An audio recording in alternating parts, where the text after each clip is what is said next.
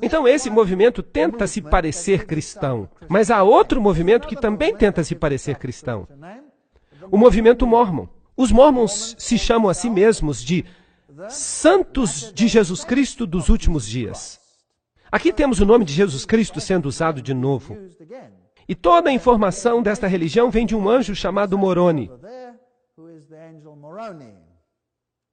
Eu não quero nem fazer piadas com esse nome. E aqui está uma representação na qual ele está em pé em cima do globo, tocando a sua trombeta. Aqui temos uma típica igreja mórmon, sem janelas, como as lojas maçônicas, que também não têm janelas. E o fundador do movimento Mórmon não é ninguém outro senão Joseph Smith. E Joseph Smith era um maçom de grau 33. E o que isso diz a você? Quem era o Deus dele? Se ele era um maçom de grau 33, então o Deus dele era Lúcifer. Agora, este aqui é o sucessor dele, ou o próximo profeta, como eles dizem. O líder mórmon Brigham Young, que sucedeu Joseph Smith, e ele também era um maçom de grau 33. Então vamos verificar isso. A Igreja de Jesus Cristo dos Santos dos Últimos Dias. Seu fundador, Joseph Smith, era um maçom de alto nível. Seu sucessor, Brigham Young, era também outro maçom. De acordo com o livro Roupa Negra, Brigham Young era um amigo íntimo de Peter D. Smith, um dos mais poderosos jesuítas americanos do século XIX. Assassinos do Vaticano, página 182. Eles estão por toda parte. Mas eles não se sentam na fila da frente. Eles gostam das últimas cadeiras, para que não sejam descobertos. Aqui está Joseph recebendo do anjo Moroni os tabletes de ouro, com esta nova doutrina. Bem, eu não vou ficar falando de mim mesmo.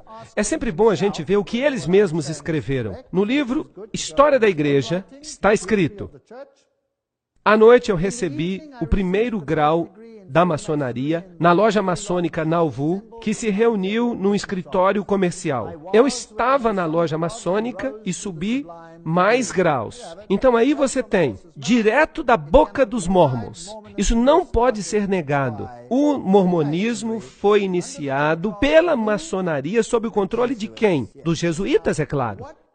Agora, qual seria o principal motivo de começar uma organização que controla pelo menos um estado dos Estados Unidos?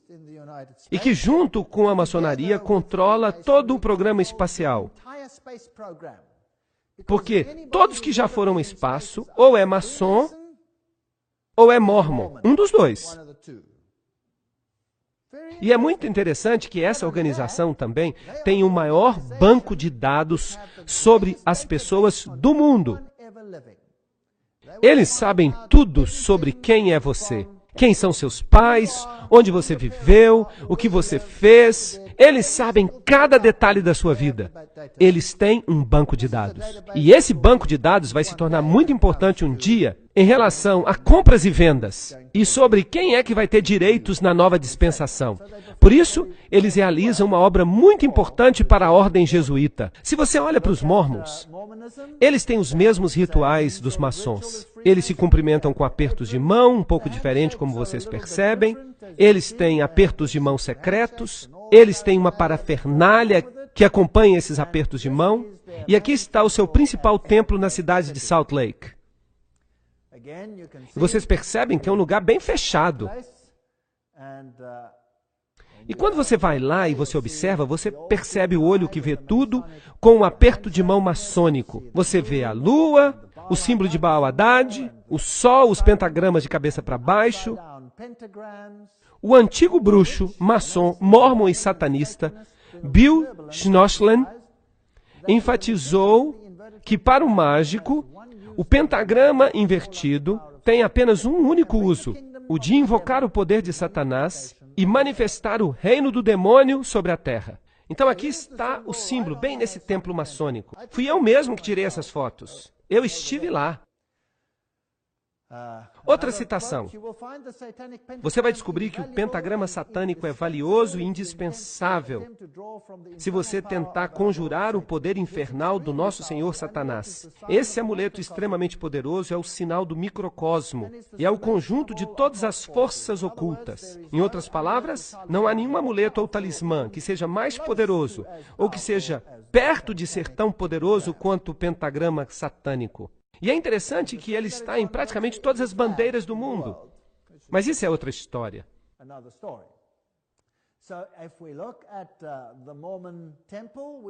E nós vamos encontrar todos esses símbolos de cabeça para baixo no templo mórmon. O olho que tudo vê aqui, os símbolos do sol ali, e tem círculos. Originalmente eles tinham até um ponto no meio, mas eles se tornaram um pouco mais clandestinos e eles removeram os pontos.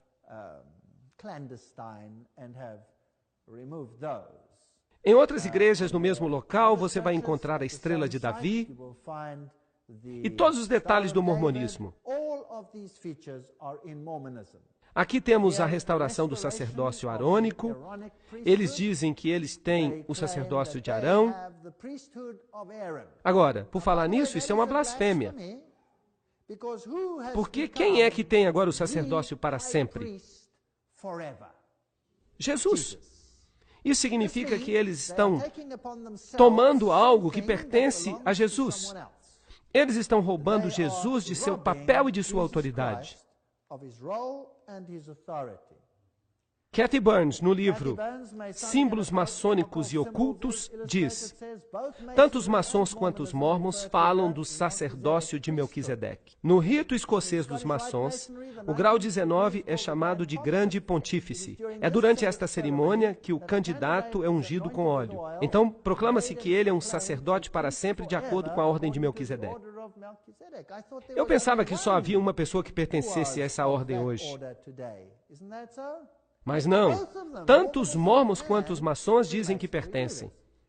Hebreus 5, 5 e 9 nos diz, contudo, que Cristo não se glorificou a si mesmo para que fosse feito sacerdote, mas ele foi chamado de Deus, sumo sacerdote, de acordo com a ordem de Melquisedeque. Mas os ocultistas, os mormons, os maçons, eles se glorificam a si mesmos, e eles tomam sobre si mesmos a honra do sacerdócio que foi dado a Cristo apenas. Então, quando eu dei o título a esta palestra de Massacre Total, você percebe que todo mundo lá fora está tentando roubar Jesus de seu poder e de seu sacerdócio.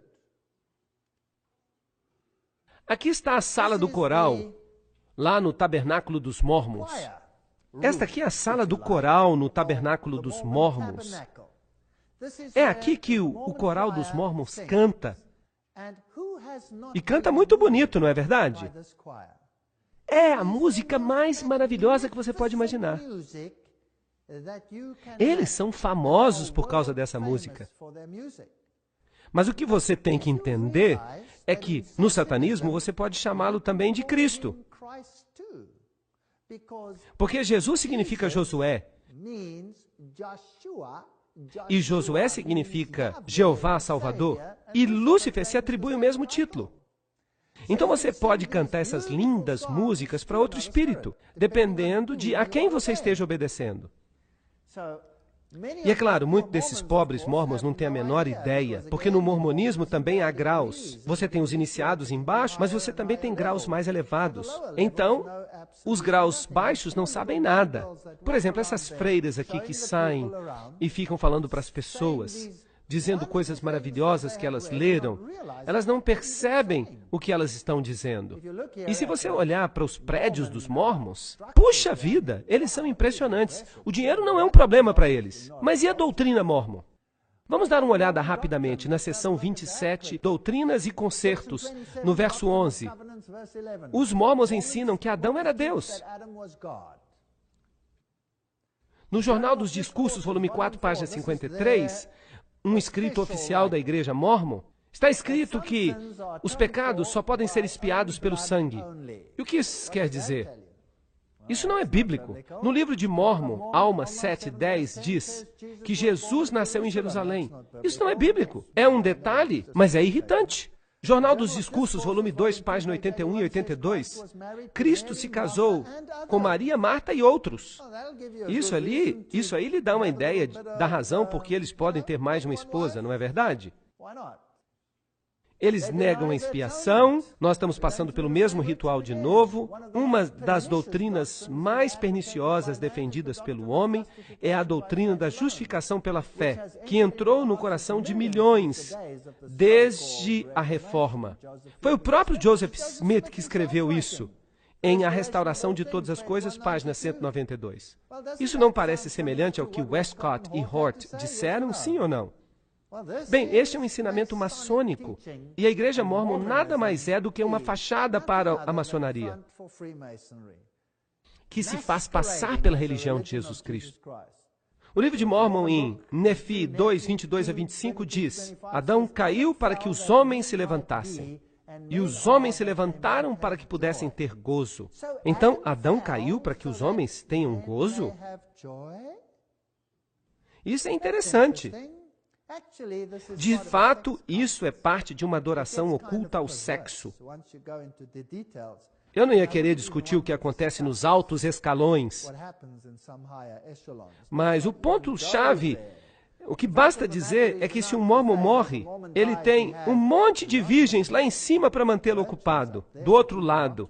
E o Deus deles é casado com literalmente milhares e milhares e milhões de mulheres e milhões de espíritos femininos.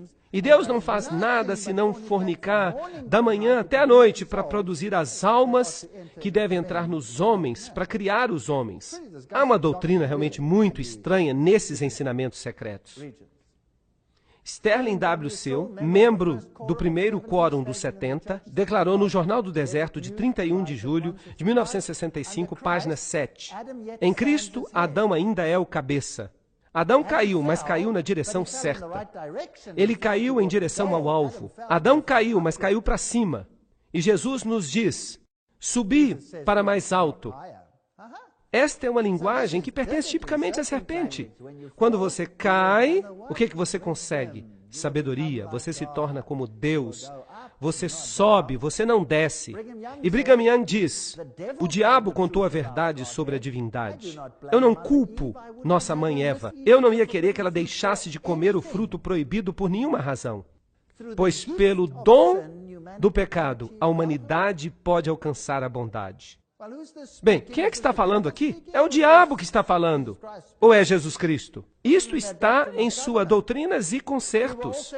O homem estava também no início com Deus. A inteligência, a luz da verdade não foi criada ou feita, nem de fato poderia ser. De novo, está aí. A Igreja dos Mórmons nada mais é do que uma maçonaria que se faz passar por religião de Jesus Cristo e está enganando milhões nesse processo, sendo uma ferramenta da ordem jesuíta. A missa católica basicamente diz a mesma coisa. Oh, que bendito pecado que nos forneceu um Redentor tão grande. Esta é a figura de Cristo que eles têm no templo mórmon. Eu não sei se Jesus era mesmo assim. Quem sabe? O que eu sei é que o diabo quer se fazer passar por Jesus. Talvez Jesus tivesse essa aparência, eu não sei. Eu só vou descobrir quando ele vier nas nuvens do céu. E eu fico aqui imaginando, será que ele tinha mesmo essa barba dividida, parecendo um bode? Aqui está o líder, Joseph Smith. E se você olhar para essas figuras aqui, você vai ver uma colmeia. E se você der uma olhada neste livro, As Duas Babilônias, você vai perceber que a colmeia é o símbolo do paganismo, símbolo dos deuses pagãos. The beginnings of Mormonism will sound quite familiar to anyone who has been following this series. It began when its founder, Joseph Smith, claimed to have been visited by an angel of light called Moroni, who preached to him a different gospel to that found in the Bible. Joseph Smith himself belonged to a family that was heavily involved with Freemasonry. In the Mormon Church and Freemasonry, Terry Chateau writes, "The Joseph Smith family was a Masonic family which lived by and practiced the estimable and admirable tenets of Freemasonry. The father, Joseph Smith Sr., was a documented member in upstate New York. He was raised to the degree of Master Mason on May the 7th, 1818, in Ontario Lodge No. 23 of Canandaigua, New York. An older son, Hiram Smith, was a member of Mount Moriah, Lodge No. 112, Palmyra, New York." Joseph Smith was also a Freemason himself, who joined the lodge in 1842. In his book History of the Church he says, he was with the Masonic Lodge and rose to the sublime degree. As a result of these connections, Joseph Smith borrowed heavily, you could actually say plagiarized from Freemasonry in the formation of his own religion, and the two therefore share extensive commonalities in terms of symbols, signs, handshakes, vocabulary, and clothing such as aprons and robes.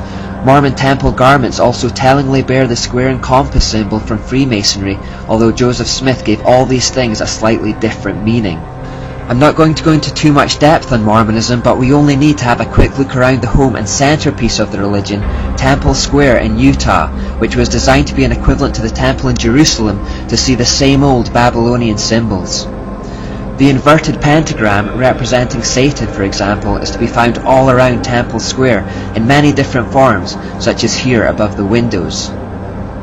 We also see images of the sun and the combination of sun and moon that represents the union of the male and female principles.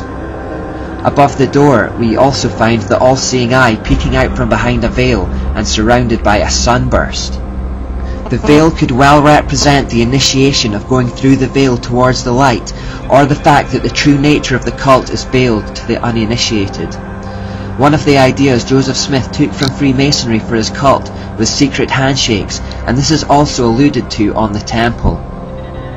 Masonic buildings have similar engravings such as this. Within Temple Square there is a museum documenting the history of the Mormon Church. It too contains the symbols that betray its mystery root. These pentagrams are to be found at the entrance to the museum. Manly P. Hall wrote, "In symbolism, an inverted figure always signifies a perverted power. The average person does not even suspect the occult properties of emblematic pentacles." You'll also find this sun god symbol at the same entrance, just right of the pentagrams. And now finally, here are some more of those inverted pentagrams in the kids' corner. Mormons are similar to Catholics in that many Christians are not sure what to make of them. They seem to be clean living, well-meaning, and use many of the same words as us, so there could be an attitude that they're basically on the same team with just one or two unorthodox ideas.